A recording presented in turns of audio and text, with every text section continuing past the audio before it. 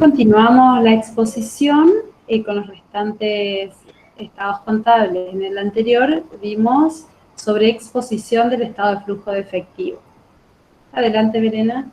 Bueno, muchas gracias. Entonces, teníamos acá en la primera diapositiva la composición completa del estado, de los estados contables, de un juego completo. Comenzamos por el flujo de efectivo, así que ahora vamos con la primera parte, que sería la carátula.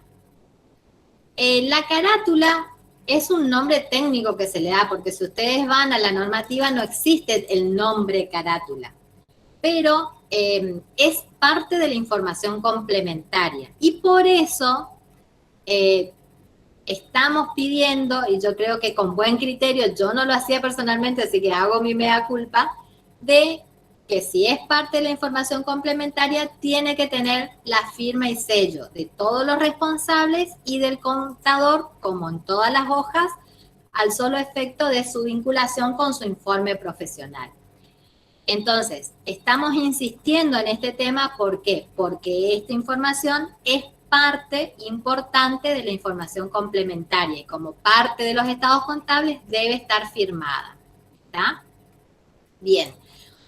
Hablando de firma y sello, así como el contador lo hace con esta frase de vincularlo a su informe, también ojo con algunos sellos de los entes. Recuerden que las personas físicas tienen un nombre, apellido, un cargo y que representan a un ente. No puede ser solamente firma de aclaración o firma y nada más. Tiene que decir firma, aclaración, cargo y a qué ente pertenece, porque vi algunos sellos que ponían firma de aclaración, otros no ponían en carácter de qué firmaban y a otros no ponían ni siquiera de qué ente estaban firmando. Eso les sirve incluso para los sellos normales. Por ahí las empresas no se dan cuenta y tienen esas fallas hasta en confeccionar los sellos. Bueno, eso tiene que ir en todas las hojas, excepto obviamente en el informe profesional. Ese solamente firma el contador, que también vimos varios informes profesionales firmados por los gerentes. Así que bueno, la carátula, obviamente que recuerden que la información contable, como respeta las normas de exposición, en general los entes van a presentar informes similares, es decir, esa es una de las características para la comparabilidad. Por lo tanto, si yo agarro un juego de estados contables y no tiene nombre, yo no puedo saber o adivinar a quién pertenece toda esa información contable. De allí la importancia que tiene la descripción que hay en esta carátula, la razón social, la actividad principal y secundaria. Es también importante la secundaria, porque el otro día nos presentan un estado, por ejemplo, dice, actividad principal, empresa agropecuaria. Me voy al estado de resultados y dice intereses ganados, encima como actividad principal. Y en ningún lado surgía que tenía como actividad algo que esté relacionado encima con la parte financiera, que es todo un tema. No cualquiera puede tener una actividad financiera si no está habilitada. Entonces, esas cuestiones por ahí son detalles importantes que hacen, sobre todo cuando esta información contable va es externa, hacia entidades bancarias, hacia organismos, es decir, es cuidarlo a su cliente de esos detalles que hacen a su trabajo profesional y sobre todo a lo que presenta el ente hacia terceros, ¿no? Recordemos que el domicilio legal, localidad y Chaco, porque estamos todos en la parte de Consejo de Chaco, sí o sí tenemos que poner la jurisdicción que sea acá para que sea legalizado por acá. Ejercicio económico número. Si bien esto no surge específicamente, así como nos surge el nombre de carátula, el número de ejercicio es como la edad del ente. Así como vemos acá abajo que el número de inspección general de personas jurídicas, registro público de comercio, es el DNI de la sociedad. Yo necesito DNI de la sociedad, año cuando nació la sociedad y cuántos años tiene hoy.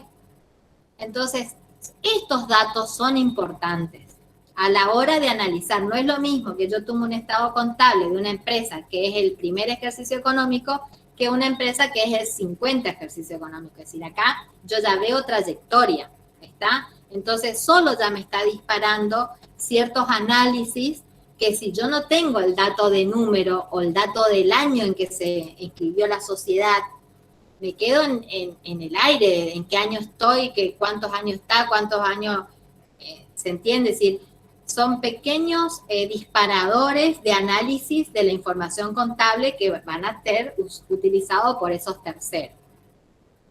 Cuando hablamos de ejercicio económico, no solamente resaltamos el tema del número, sino por qué periodo abarca, si es anual, de duración irregular, de periodo intermedio. Eso también recalcamos, las denominaciones, ejercicio económico anual, de duración irregular. Esto siempre Enrique me corregía porque el balance no es irregular, la duración del periodo, sino es un balance que está irregularmente hecho, ¿no? De un periodo intermedio. Entonces son cuestiones por ahí de redacción que cambian la interpretación. Y bueno, recalcamos iniciado, finalizado, expresado en moneda homogénea de cierre, y cuando cerramos hasta junio del 18 poníamos expresado en moneda de cierre, porque esa era la moneda nominal equivalente a la moneda homogénea, ¿está? Bien. Comparado con el ejercicio anterior, cuando decimos que ya en varios ejercicios aplicamos el ajuste por inflación, y hasta el año pasado decíamos comparado con el estado de situación anterior, cuando se usaba la opción de la 539, donde se hacía el ajuste al inicio del patrimonio neto. Entonces no podíamos comparar todos los estados excepto el estado de situación patrimonial. Y todo esto hace después como después, bueno, en otra charla lo vamos a ver, cómo se relaciona con el informe del auditor. Todo esto va disparando también las cuestiones que tienen que estar puestas en el informe del auditor de lo que está realizando como tarea. Ya dijimos el tema de que el número de inscripción matrícula en persona jurídica es el DNI de la sociedad, o en el INAES o en el organismo que sea el habilitante para el tipo de ente que corresponda. La duración también es importante, porque así también como es importante cuántos años tiene, también es importante saber si está vigente. En más de una sociedad, las sociedades ya están vencidas y están entonces en situación de disolución. Entonces, esas cuestiones hay que tener cuidado a la hora de hacer la carátula, y aparte nos sirve a nosotros mismos, porque si yo ya pongo cuál es el vencimiento del contrato, al año siguiente yo ya estoy viendo cuándo va a vencer y se hacen todos los trámites para ampliar el plazo, si no tengo que hacer todo un trámite de reconducción, que no es lo mismo, porque las responsabilidades quedan solidarias, ilimitadas, se extiende, hay que volver a hacer todo. En cambio, si yo amplío el plazo antes de que venza la vigencia de la sociedad, estoy normal, con las responsabilidades limitadas y como con un ejercicio normal de la actividad. Otra cuestión que hoy lo estamos resaltando, porque obviamente el balance está expresado en moneda homogénea, es el capital que se debe mostrar o informar.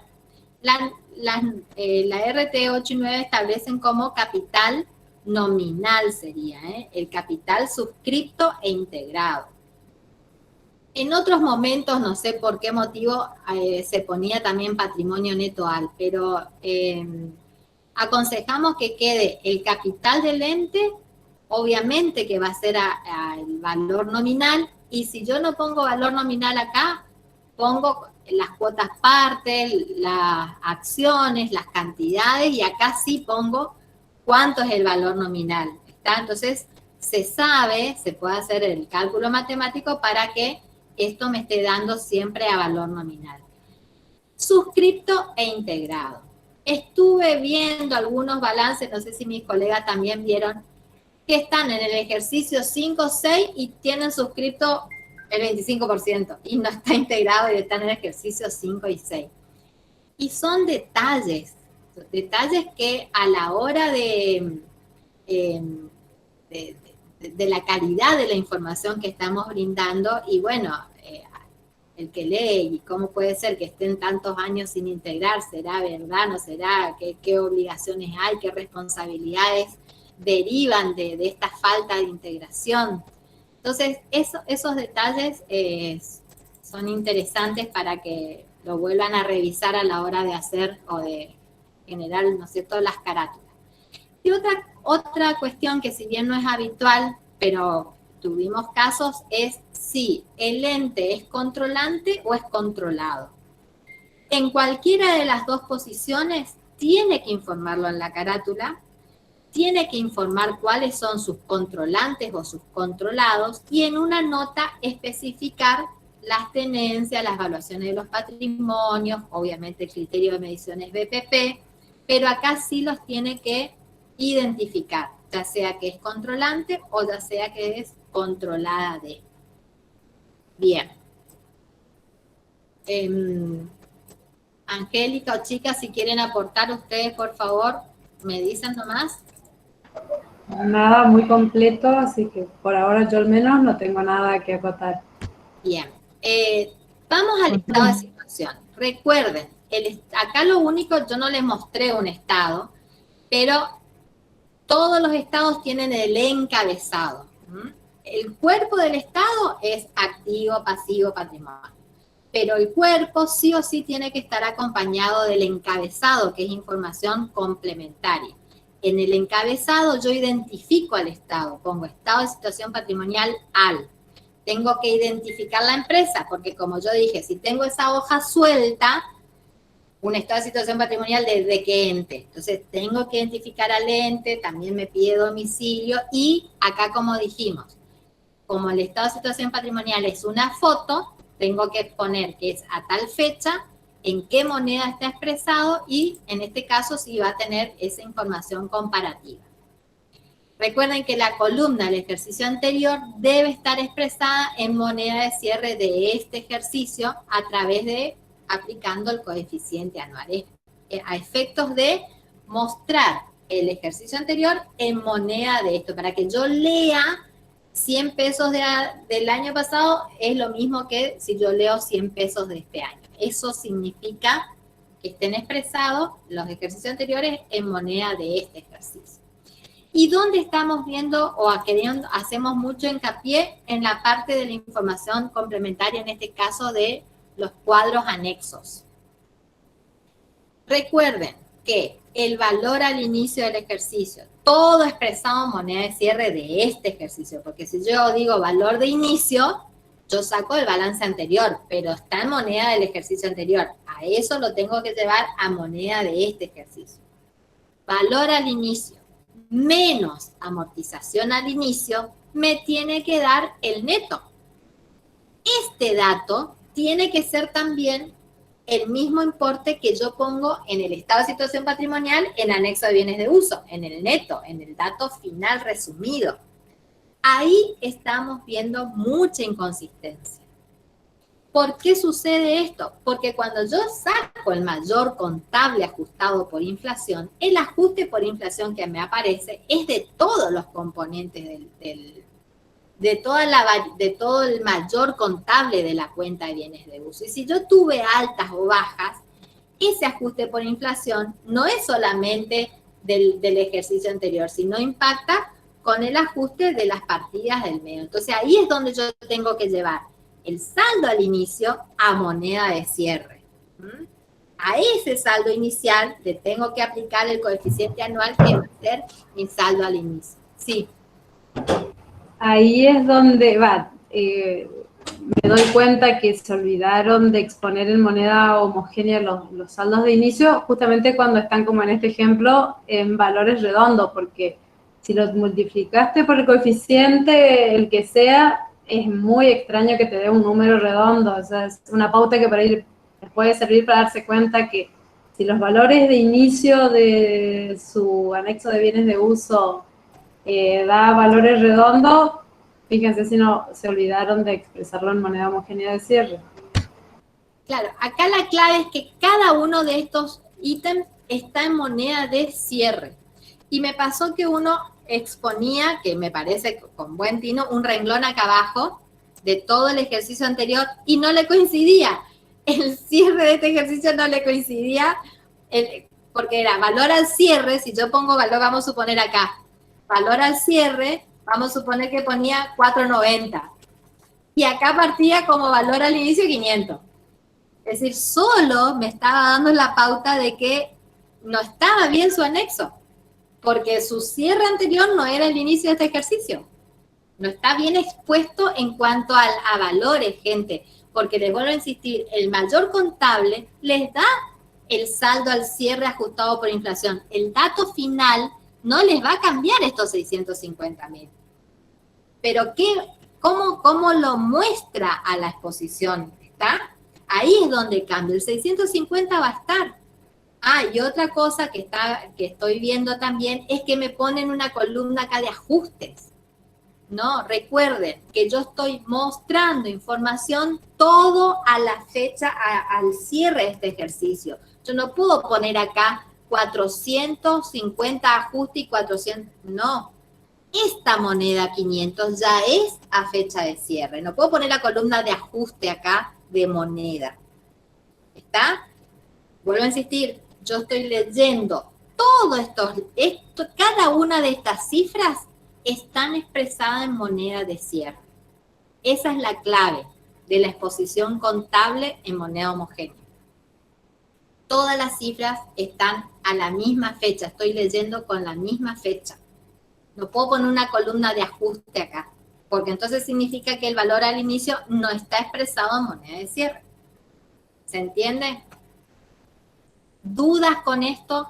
Que el inicio, menos las amortizaciones del inicio, tiene que ser igual al valor neto que está expuesto en el estado de situación anterior. Y también vemos que hay mucha información de anexos, sobre todo que es anexo de estados de situación patrimonial, que no están comparados los anexos. Debieran estar porque es parte de la información comparativa a la información del ejercicio anterior. Ah, y lo mismo pasaría con la parte de previsiones.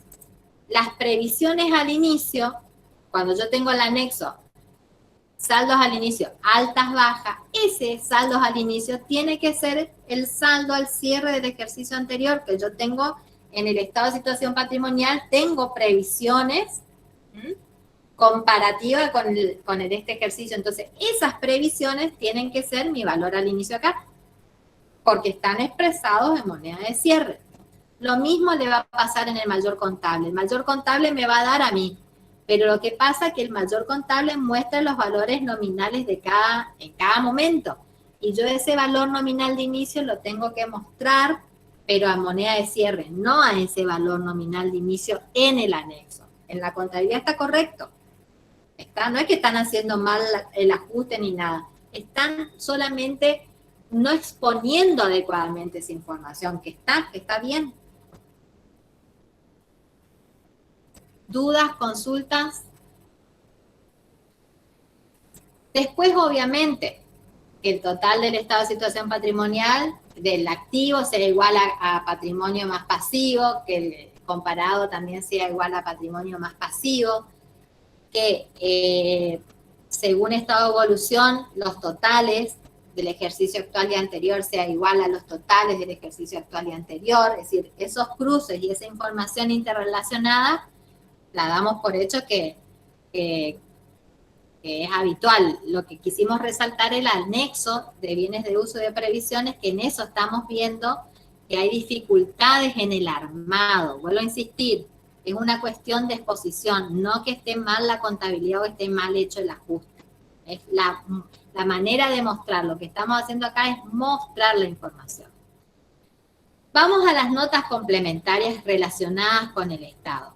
Recuerden que, vuelvo a insistir acá, como encabezado debe ser notas complementarias o información complementaria al Estado o a los estados contables por el periodo, el nombre de la empresa, es decir, eso en general no tuvimos problemas, así que lo damos por considerado y sabido, expresado a moneda homogénea comparado con el ejercicio anterior.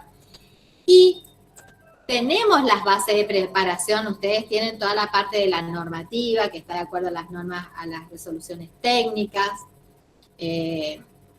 vigentes, algunos indican cuáles son los números, otros no hay inconveniente, está bien. Donde queremos hacer o resaltar es en la parte de las consideraciones con los efectos de la inflación.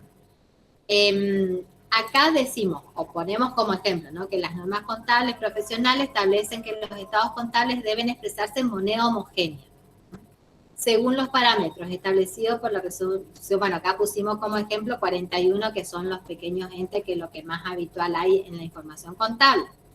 La resolución 539, aprobada por nuestro consejo, resolvió que los presentes estados contables deben ajustarse por inflación, y acá sí nos pide la normativa que se indique qué índice se aplica. Se aplica el IPC publicado por el INDEC, a partir de qué ejercicios, para reflejar el efecto de la pérdida del poder adquisitivo de la moneda. Y también esta mencionada resolución permite la utilización, o admite, como está acá mejor expresado, la utilización de una serie de simplificaciones.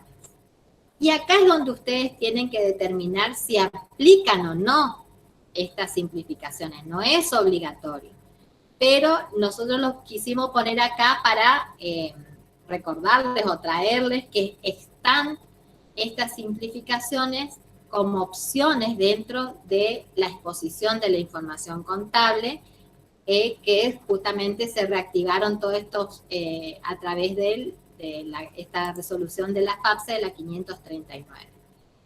¿Cuáles serían esas simplificaciones que puede optar la empresa? Es no informar en notas la composición de las causas del estado de flujo de efectivo, identificada como resultados financieros y por tenencia generados por efectivo y equivalentes de efectivo, requerida por la interpretación 2 de acuerdo a la sección 3.7. Y esto es lo que hoy le había dicho al final, cuando estábamos viendo el estado de flujo de efectivo, que lo correcto es que una vez que se expone el flujo, en notas se explique el criterio que se utilizó para la obtención del RECPAN y el monto, es decir, la cifra.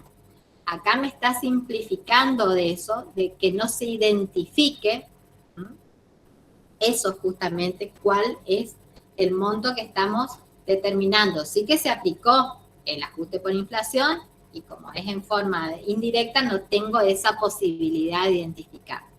También lo que me dice que se podrán determinar los resultados financieros y por tenencia, incluido el RECPAN, en una sola línea, es decir, no voy a tener generado por activo, generado por pasivo y RECPAN. Voy a tener todos esos resultados financieros que incluyen al RECPAN en un solo renglón. Obviamente que a la hora del análisis de la información contable no es lo más conveniente. Es más, me dice en otra parte, que no sé si lo puse acá, que si uno tiene la posibilidad de identificar los costos financieros generados por pasivos, o los resultados por tenencia, o las diferencias de cambio, obviamente que es conveniente identificar. Acá es una simplificación que puede optar, no es obligatorio.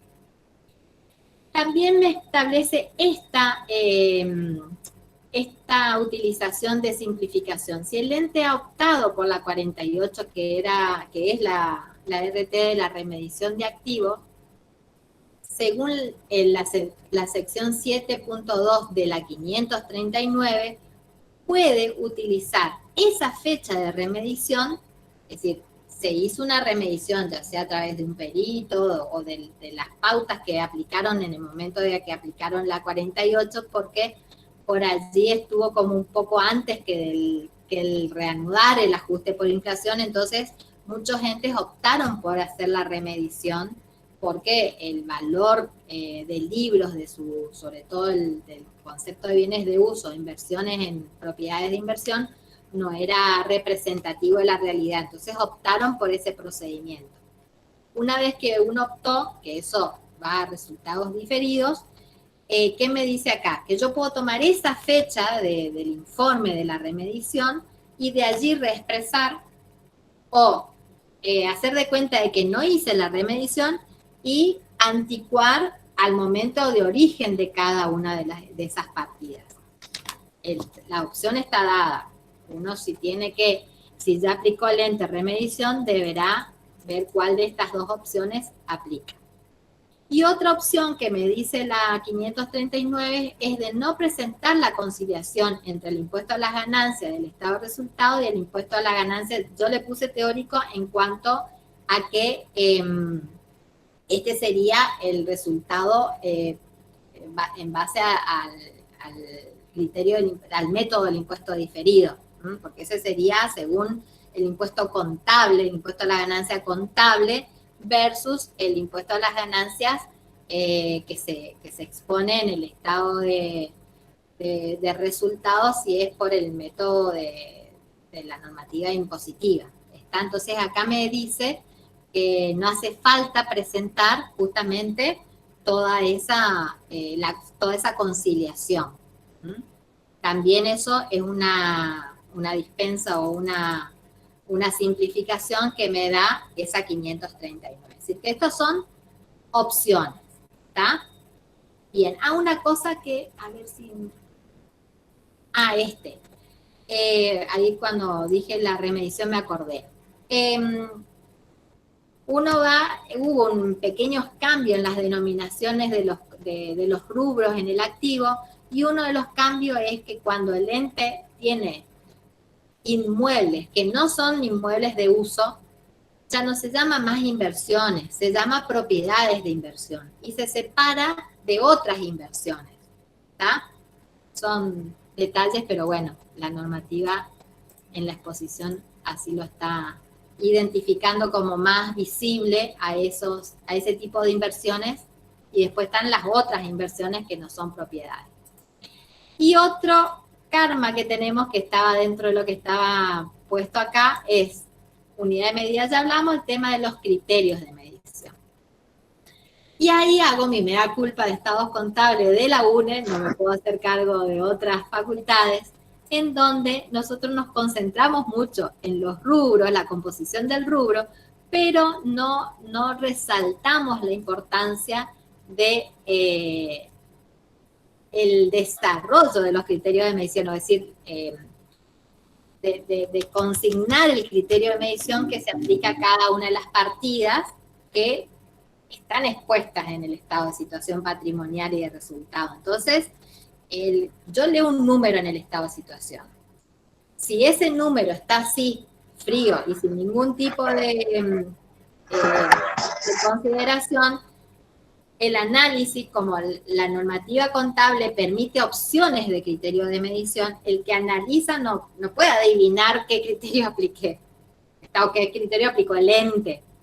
Entonces, es razonable lo que estamos insistiendo en pedir los criterios de medición para poder leer adecuadamente esa cifra expuesta. ¿Está? Básicamente, bueno, la RT41 en sí, si aplican para pequeños entes, está bastante bien explicado y bien didáctico. En cuanto a caja y banco, es el valor nominal. ¡Puta mierda! ¿Cómo? Bueno, pensé que decía. Inversiones transitorias, y va a depender del tipo de inversión. Si hablamos de moneda extranjera, obviamente que vamos a estar hablando de cotización. Si hablamos de fondos comunes de inversión, de títulos públicos, generalmente estas inversiones tienen ese tipo de evaluación, que es algo de medir. Créditos por venta u otros créditos. Básicamente, salvo que sean empresas que vendan electrodomésticos y ellos tienen un sistema de cuotas ya que incluyen componentes financieros, el resto de los créditos, si es 30 días, 60 o máximo, ahora más o menos de 90, podemos decir que es el importe nominal de las sumas de dinero a recibir. O si no, fíjense las otras opciones, que sería el flujo, el valor actual de los flujos descontados de esos flujos futuros de fondo, que es el criterio normal de la RT17. el tiempo es dinero, entonces yo no puedo decir que si tengo un crédito por venta a plazo, eso es, el valor actual es lo mismo que el valor futuro, es decir, y menos en este contexto de inflación. Entonces, seamos en ese sentido un poco criteriosos en cuanto a esa conceptualización de qué criterio de medición aplicamos a los distintos rubros. En bienes de cambio, básicamente vamos a tener el costo de reposición y lo que es bienes de fácil de comercialización sería el BNR, el costo, el valor de mercado menos los gastos directos de venta.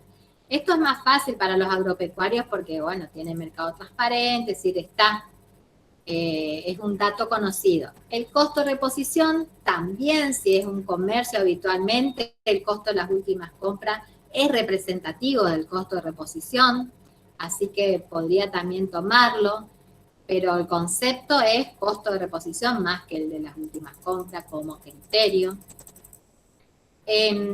A mí me llama la atención que teniendo criterio de BNR no aparezcan resultados por tenencia en ningún lado. Es decir, eso obviamente que llama la atención, porque si yo estoy aplicando BNR, debiera generar esta última medición un resultado por tenencia que muchas veces no se ve reflejado en el estado de resultado o no se lo identifica adecuadamente a ese resultado dentro de los resultados del ente.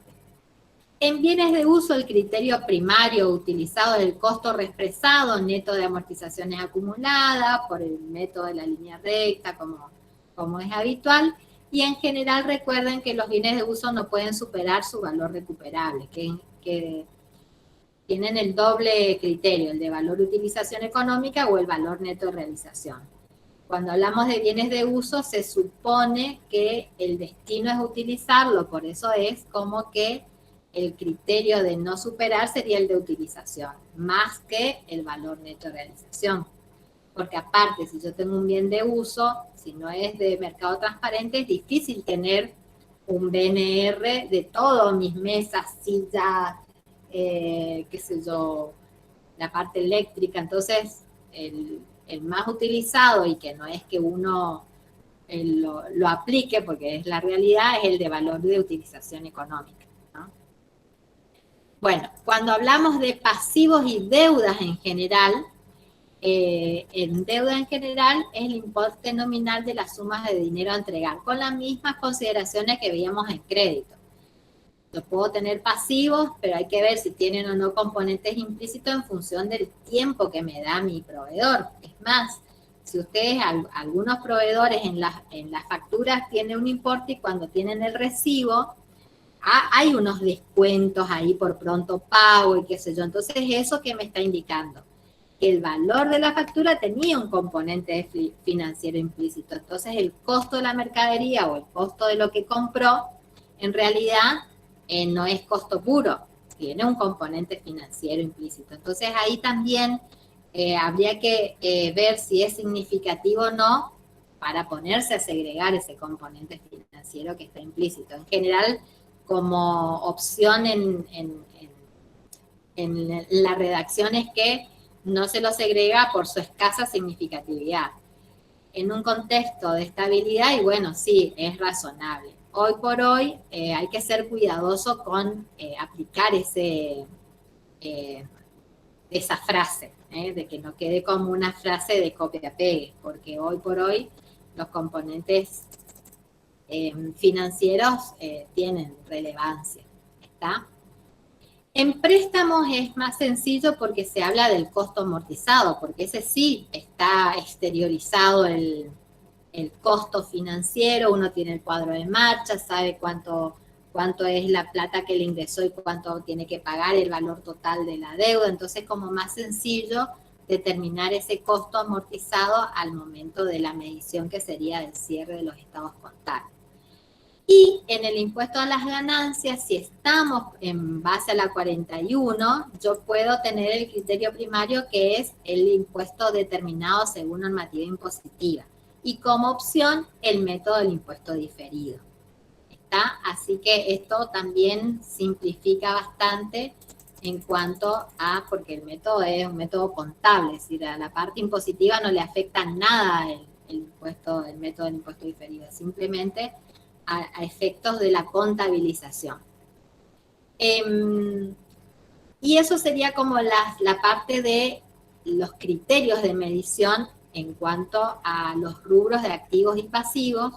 Y otra parte que me parece que sería interesante hoy por hoy resaltar es el tema de la restricción a la distribución de utilidades.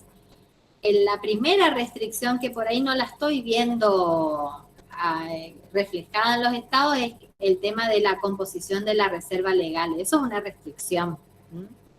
La constitución de la reserva legal del 5% de las ganancias hasta cubrir el 20% del capital. Recuerden que no es capital nominal, sino capital a moneda homogénea.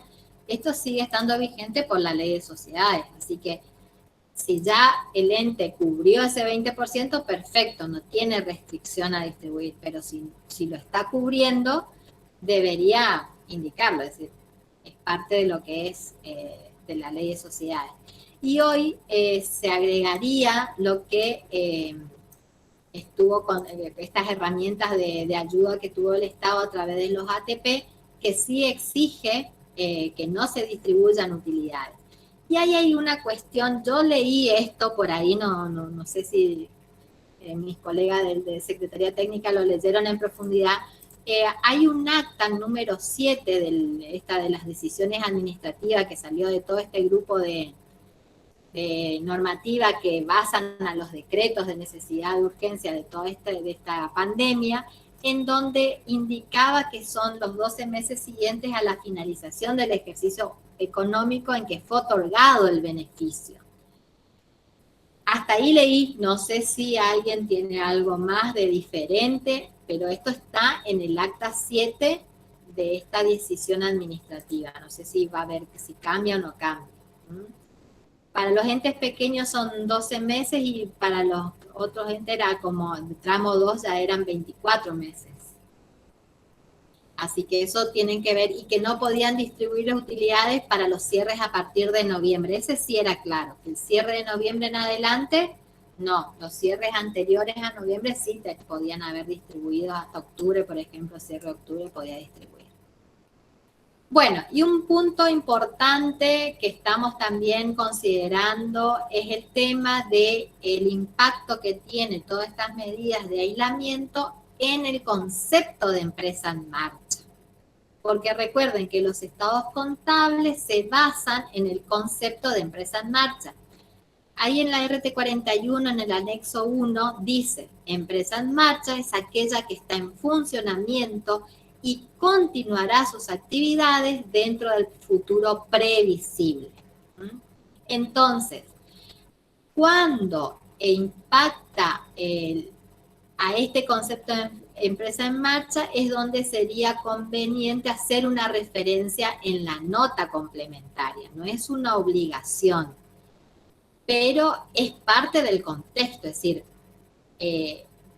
la empresa no está aislada del contexto, al contrario, está inserta y se ve afectada en mayor o menor medida por estas medidas obligatorias, de la cual tampoco decide.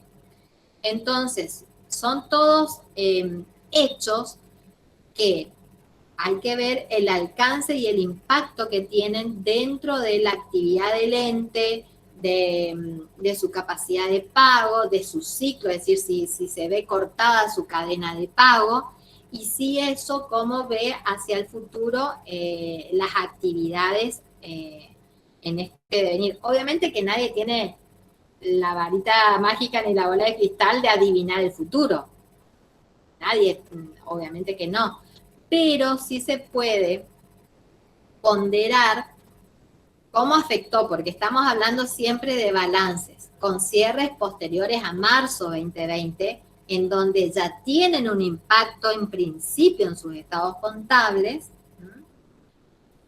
ponderar el impacto que tuvo eso, si realmente es significativo o no, y sobre todo la proyección que tiene, y como estamos viendo, ya son 9 meses, es decir, hay balances que van a estar prácticamente todo el año con esta medida, que no significa que no trabajaron en todo el año, pero que en mayor o menor medida impactó en su nivel de actividad y habrá impactado, excepto algunos, los comercios esenciales o unas actividades muy especiales, la mayoría de los negocios tuvo un impacto, el contexto, digamos, con estas medidas impactó en el nivel de actividad del ente. Sobre todo se hablaba de la cadena de pago y si el ente está en condiciones de afrontar sus deudas. Recuerde que encima están prohibidos los despidos, tienen la obligación de mantener a un nivel de planta y con qué recursos si su actividad principal se ve deteriorada o en la parte turística, por ejemplo. Yo no sé cómo están cerrando los balances de las empresas de turismo. Y qué perspectivas tiene el turismo y en cuanto al tiempo, es decir, cuánto tiempo puedes, obviamente una empresa de turismo donde los dueños son los que atienden y no tienen personal y el costo es mínimo, y bueno, pueden llegar a tener una expectativa de continuidad, pero ahí hay que tener cuidado sobre todo en el análisis, en hablar bien con los empresarios, ver cómo se financia realmente. Puede existir aportes de los propietarios, sería conveniente que estén bancarizados, que sea documentado para que quede la trazabilidad de esos aportes en este contexto. Entonces, ¿qué es lo que estamos considerando como sugerencia a la matrícula? Que escriban lo que le pasa al ente realmente, qué es lo que le pasó hasta el momento de cierre y sus perspectivas reales. Si la intención... me gustó uno que decía, prometa mayores ventas, es decir, yo no puedo prometer ventas, es decir, eso no es una justificación posible, real. Sí puedo prometer aportes si tengo espalda financiera individual para aportar al ente, pero promesas de venta no sería razonable como justificación de la proyección del ente, se entiende, ¿no? Así que bueno, lo que estamos como sugerencia es eso, que se ponga realmente el impacto que tienen las medidas hasta el cierre y qué perspectivas hay, y si amerita o no ese impacto, luego, hoy nos centramos en la nota complementaria, pero está relacionada luego como auditores, es decir, cómo nosotros decimos que es razonable el ente en marcha, porque eso estamos diciendo, que el ente está en marcha y que va a seguir en marcha. Entonces, si amerita el impacto que tuvo en el ente y con estas perspectivas, que en nuestra opinión existe un énfasis relacionado con esa nota que el ente está poniendo en evidencia del impacto que tuvo este contexto, para que también en el informe se haga un énfasis. Si no es un impacto, porque no es una actividad que fue esencial y trabajó normalmente y no hace falta ningún énfasis porque no se vio afectada o no se vio afectada de una manera y tampoco se ve comprometido su futuro. Entonces no hace falta hacer ningún énfasis. Pero estamos como sugiriendo que impacto en mayor o menor medida existe en las actividades. En todos los órdenes de la vida nos está afectando socialmente esto. Así que consideramos que sí. No sé si Angélica, Sandra quieren agregar algo más al respecto. Susana. No, verdaderamente sí. No se te está escuchando, no sé. Susana, no. Impactado. ¿Hola? Hola. Ahí sí que se te escucha. ¿Sí? ¿Se escucha? Sí. Sí, Susana. Coincido con vos, Verena. Si es una empresa esencial, posiblemente no le impactó mucho.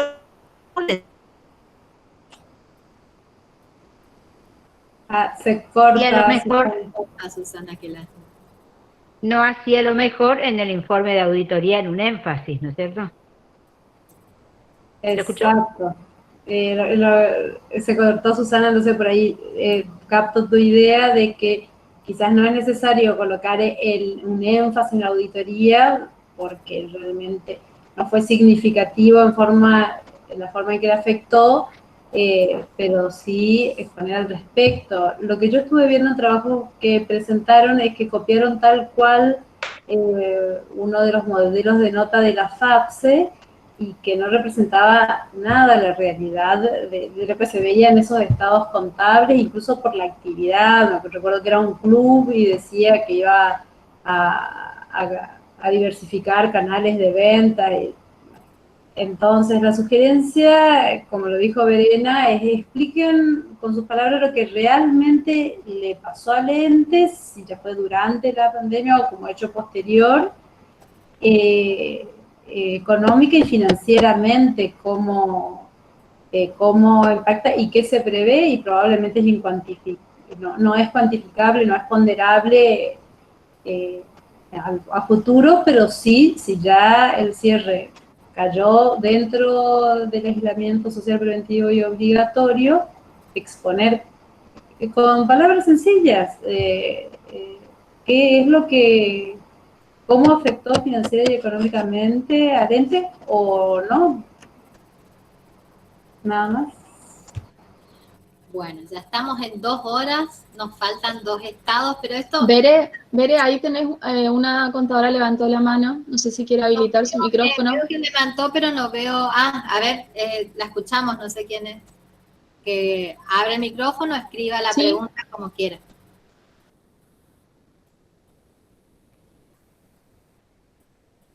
Sí. Consulta para el caso de los mayores costos que las empresas tuvieron que adecuar por causa del COVID. ¿En qué clasificación de los gastos colocamos los mismos? Y depende de la naturaleza del gasto. Claro, lo que sí había a nivel de FAP se habían determinado que esto no iba a ser considerado resultados extraordinarios. Eso sí es importante aclarar, porque recuerden que en nuestra normativa profesional, en la internacional no existen resultados extraordinarios, para empezar. Pero en la normativa nacional tenemos todavía la clasificación de extraordinarios. Y si uno se pone a pensar que dice que tiene que ser, primero, ajeno a la decisión del ente, es decir, que cierren las empresas fue decisión ajena, es decir, que entra con esa característica. Después dice que son hechos que no ocurrieron con anterioridad. La primera vez en la historia de nuestro, al menos de todas nuestras generaciones, que nos ocurre un hecho similar. Y que se espera que no se vuelva a producir en el futuro. A eso tampoco no podemos adivinar qué va a pasar.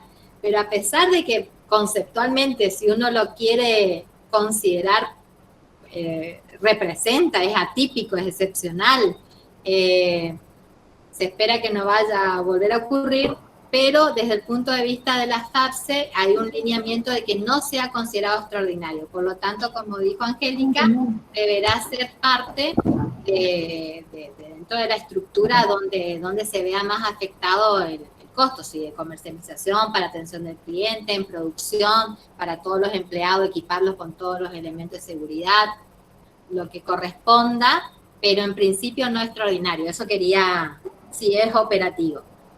Sí. Bueno, en el estado de resultados, resaltamos que recuerden que solo el estado de situación es foto. Todos los demás abarcan el periodo de tiempo, de inicio a cierre, que eso tiene que estar reflejado en el encabezado. Expresado en moneda cera, comparado. Acá lo que queremos resaltar es el rubro. Estamos viendo muchos que tienen gasto de administración, gasto de comercialización, gasto de financiación, y en otro dice RECPA. Y recuerden que la RT9 establece que está el rubro resultados financieros y por tenencia que incluyen el RECPA. Es decir, que en ese resultados financieros y por tenencia voy a tener generados por activo, diferencia de cambio o de cotización, resultado por resultado de bienes de cambio, intereses cobrados a clientes, eso generado por activos. Diferencia de cambio por préstamos si tengo moneda extranjera, intereses, ese es el costo financiero puro, el interés de los préstamos. Y luego, como no sé de dónde viene el RECPAM, porque viene tanto de activo y de pasivo, porque es método indirecto, tengo que poner un renglón de RECPAM. Eso sería lo mínimo.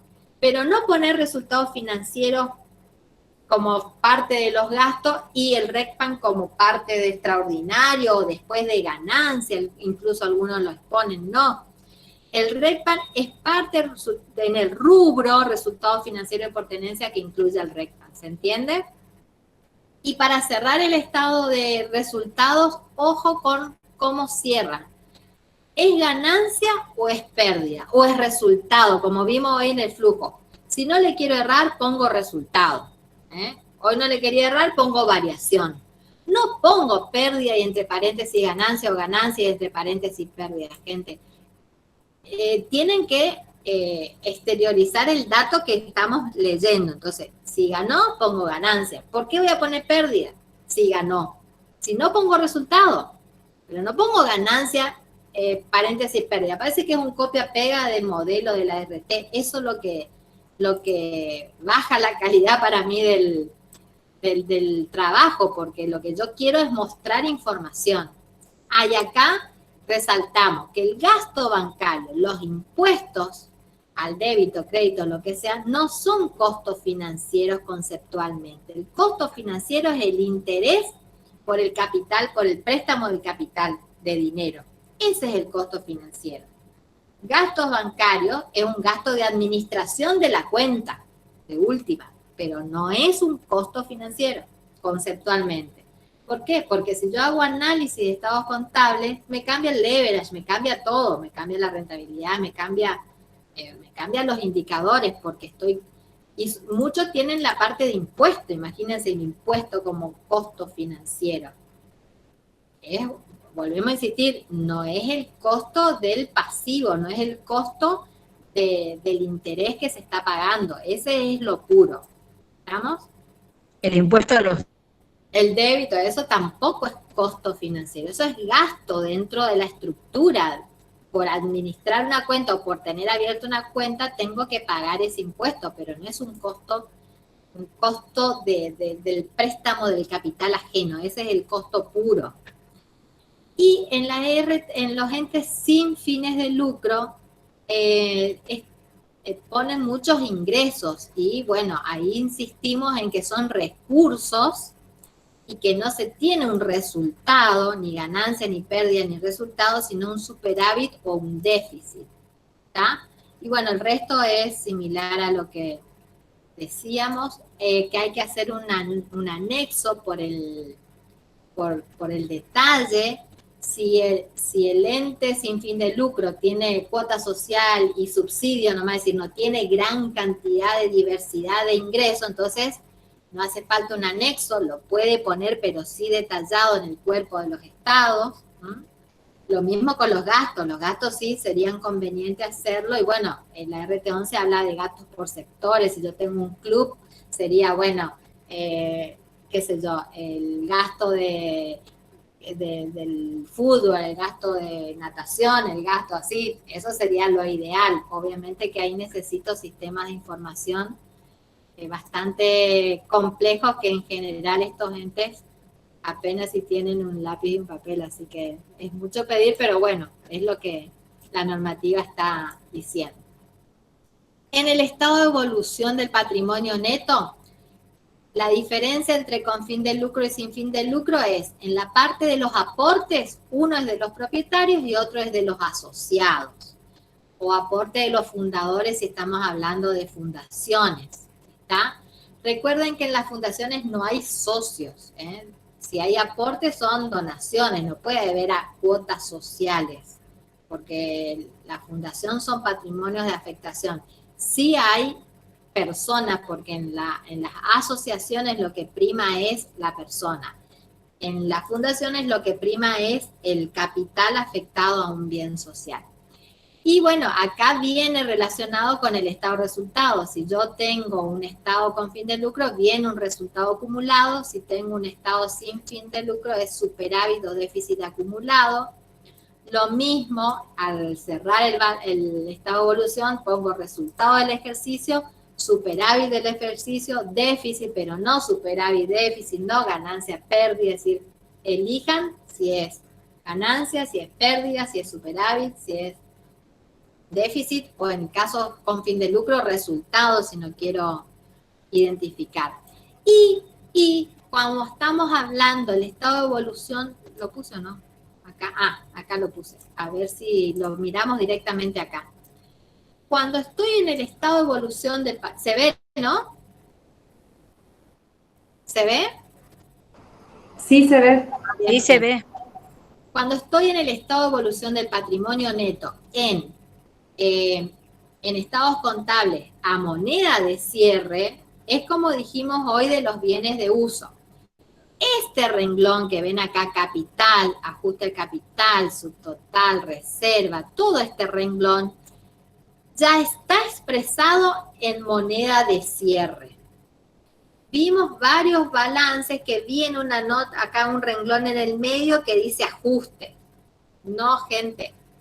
Esto, lo que ustedes tienen que mostrar al tercero es que este dato, justamente el capital no, porque el capital sí está a valor nominal, pero el dato capital yo lo tengo que leer en forma conjunta al ajuste al capital, porque es la única partida que por la ley de sociedades me pide que muestre por separado el nominal del ajustado o del ajuste.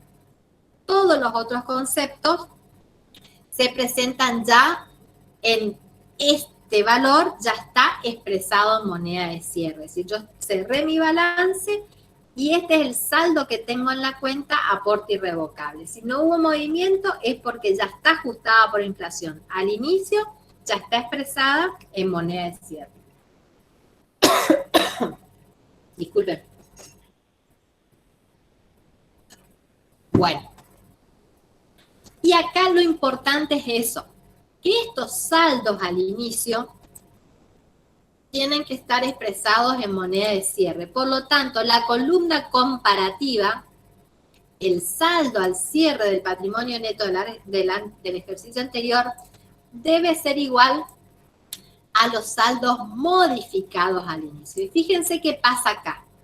Si yo no tengo área, obviamente que va a coincidir. ¿Qué pasa cuando existe una área? Recuerden que el área es ajuste resultados de ejercicios anteriores.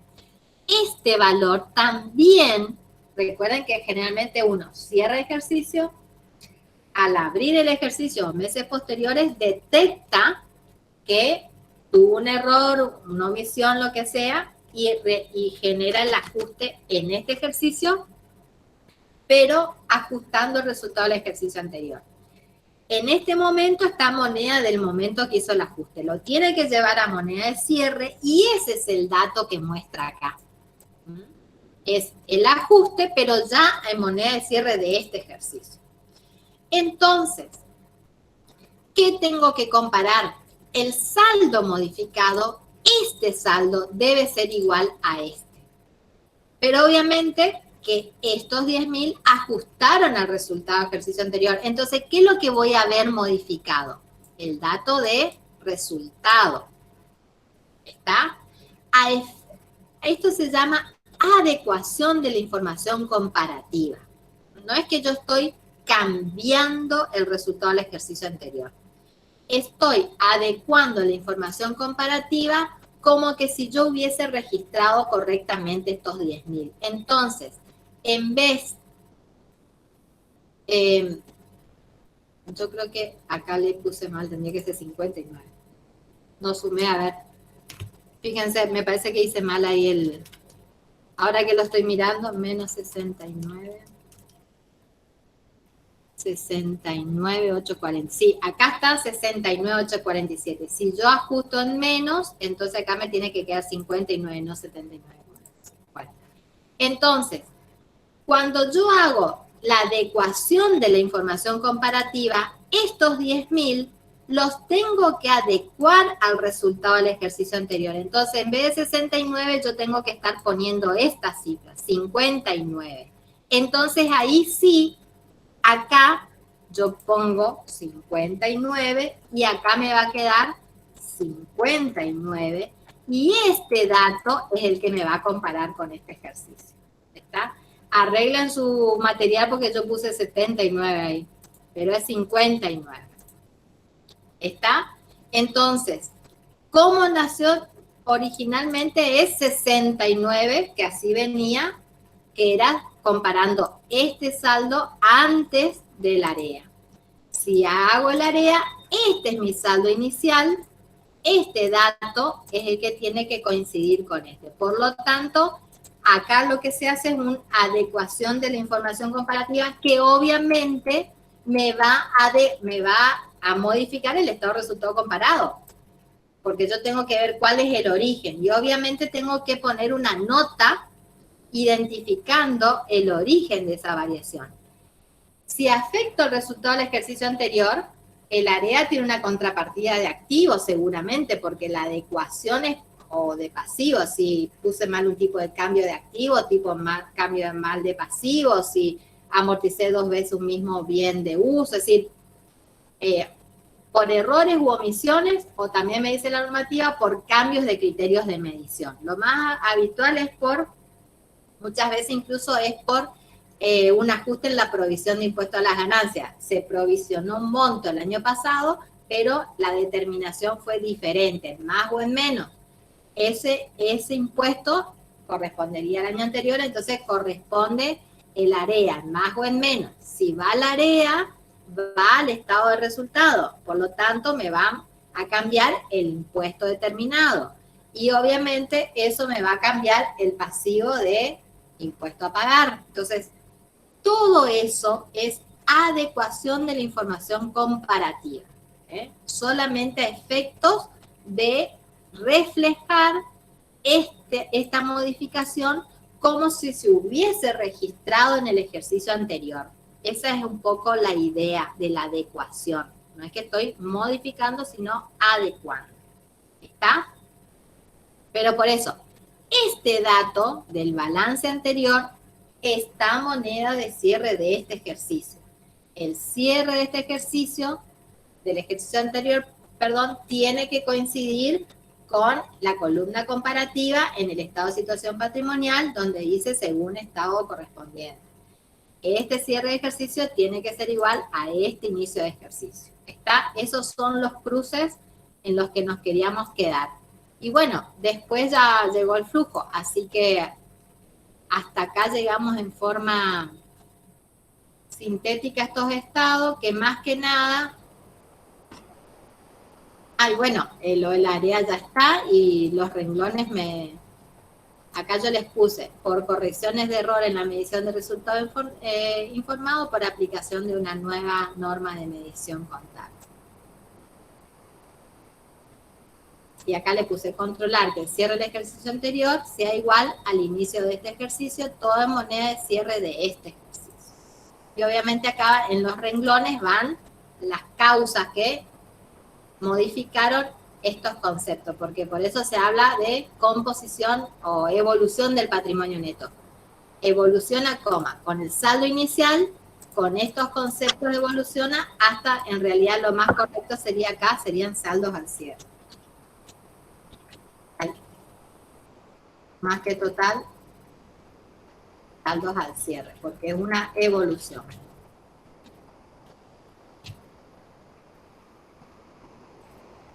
Ahora sí, en 15 minutos hicimos 2 estados, así que nos llevó más tiempo el flujo. No, pero te admiro tu capacidad de toda una materia prácticamente, la resumiste en 2 horas. Eso sí. Tengan en cuenta que esto fue tips y cosas para resaltar, pero que obviamente no abarca a todo lo que implica hacer un estado contable, así que no dejen de ver las resoluciones técnicas respectivas. Así es. Y bueno, próximos encuentros haremos sí un estado de flujo, eso nos comprometemos a hacer. Y bueno, en función a lo que se necesite, algún estado de resultado para una actividad especial y qué sé yo, eso lo vamos a ir viendo. Bueno, por lo pronto, el próximo martes veremos algo sobre informes, ¿no? Los errores frecuentes que vemos en los informes de auditoría. De los estados. Miércoles, Angélica.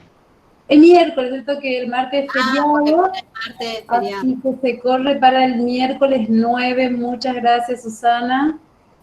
Miércoles 9 de diciembre. Ya con el arbolito armado.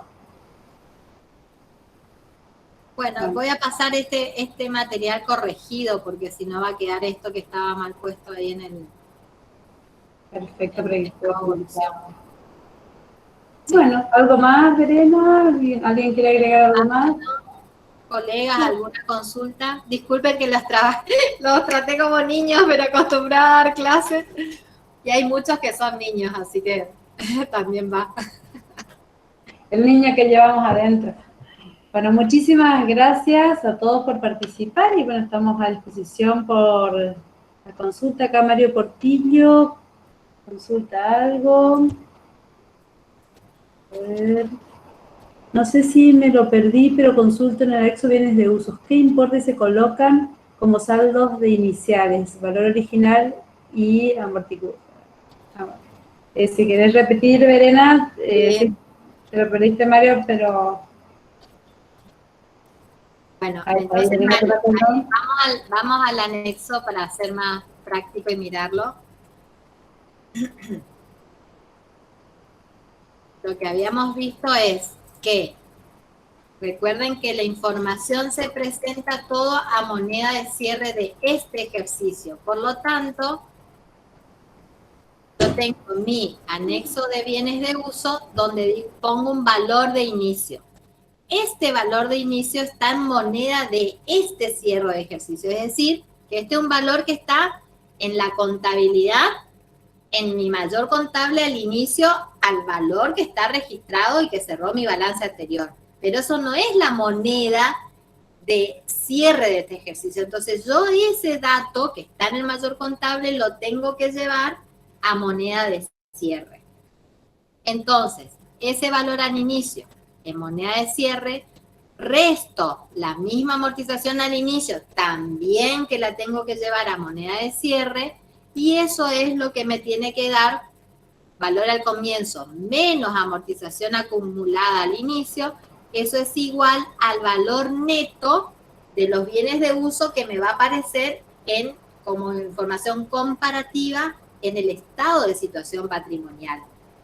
Yo resto 500 menos 100 y estos 400 es lo que me tiene que aparecer en la columna del estado de situación patrimonial en el ejercicio anterior, valor neto, residual neto de los bienes de uso, 400.000.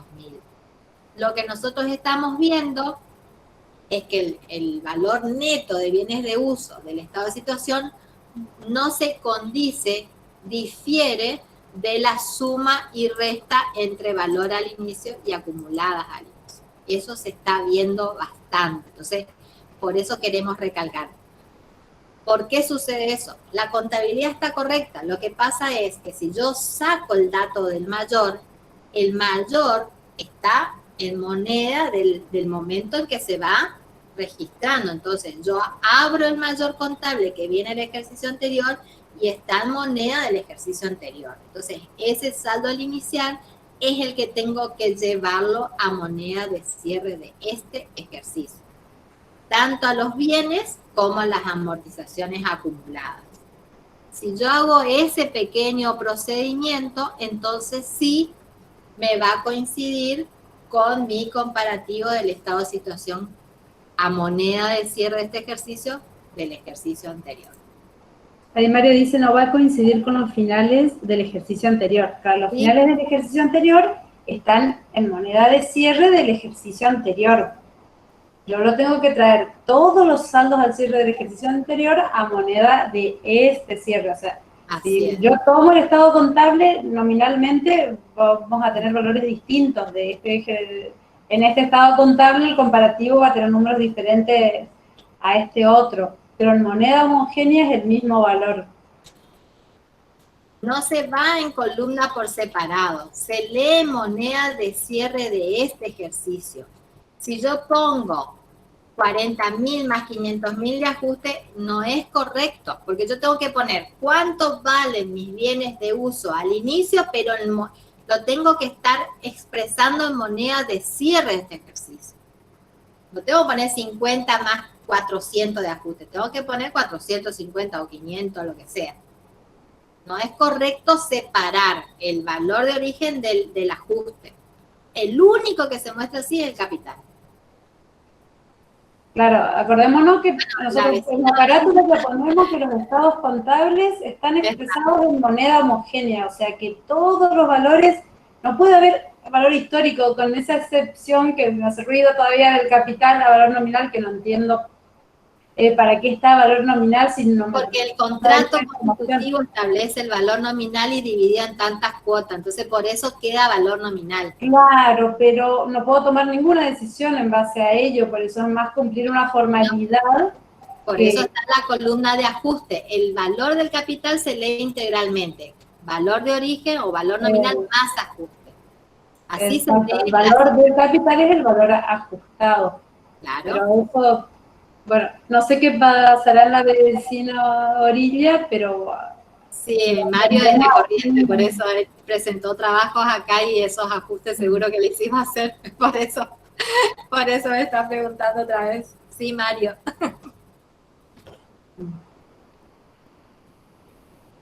Sí, sí. Así que bueno. Sí. Gracias, Mario. Bueno, chicos, no los atamos más, están libres. Muchísimas gracias a todos, hasta la semana que viene. Gracias, Susana, Nadia, Sandra, que estuvieron ahí de... Belén y Marisa. Gracias a